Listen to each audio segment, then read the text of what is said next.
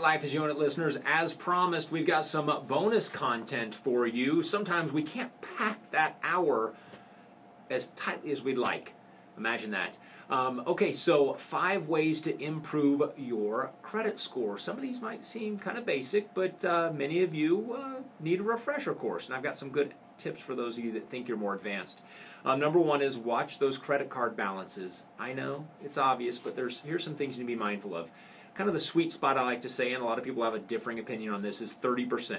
So if the max amount you can borrow is $10,000, if you keep it at 30% or less, I like to call that the Life as You Own It sweet spot of maximizing your credit score. Now, the lower the better, but instead of having 5 credit cards and using one, and you have one of them that has $8,000 on a $10,000 maximum that you can borrow, and all the others have a low balance. If you must have credit, which I hope you don't have to, but if you must use it, the best way to have the best credit score, which is what we're talking about today, is to level those out.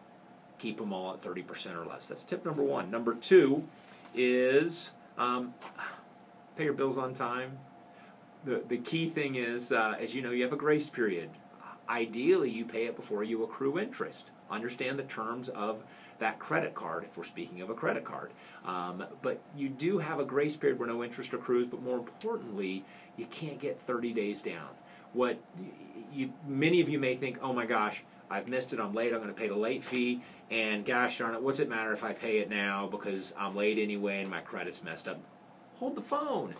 They're not going to report it unless you're 30 days late. Communicate with a credit card company. Ask them, I'm going to make the payment, I'm going to get it there, are you going to report this to the credit bureaus? And that's only needed to be asked if it's going to be more than 30 days after the original due date. You'd be surprised. They may agree not to report it if they think a check is on the way. Another one is keep good accounts open.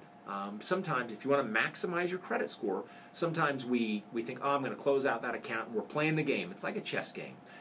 Use those accounts occasionally, pay off the balances, because the best way to have a good credit score is to use credit, but to use it wisely and pay off those balances. So if you have an account, a revolving account, or a department store account, use it occasionally, but quickly pay it off.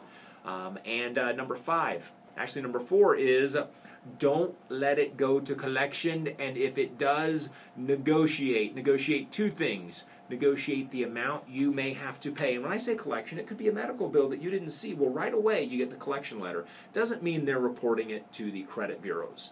But in the event they have already reported to the credit bureaus, there's 2 things. This may be something, obviously, you're disputing. You don't believe you owe it, or maybe it was completely an oversight, especially those medical collections.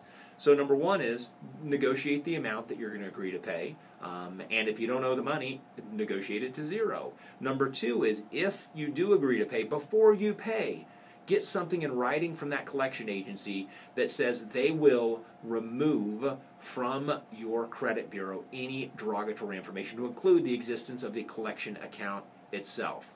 You can negotiate these things. You got to draw a line in the sand on it and do it. It will help improve your credit score. And the last one is, let's see,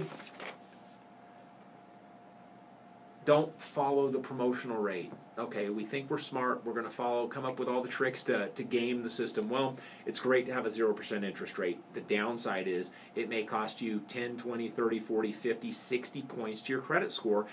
And soon, you won't be getting those promotional rate offers. Why is this, you ask? Because every time you shop and get new credit, every time you get new credit and open a new credit account, it will pull your score down just a little bit. Especially as you start to use that account and it may have a close to its high balance, that's going to hit your score also. So the bottom line is, anytime you open new accounts, trade accounts, it pulls your score down until those accounts are seasoned. The longer and more seasoned they are, the more they positively impact your credit score. So if you're going from one new credit card, 3 months later you get another one, and you're moving your balances, you may be saving on that lower interest rate, but it is going to have a negative impact to your credit score. All right, folks, we hope you enjoy Life as You Own It. Remember to check out the show. You can go to iHeartRadio. You can go to YouTube, just like you are in watching this video, and we appreciate you listening to the show.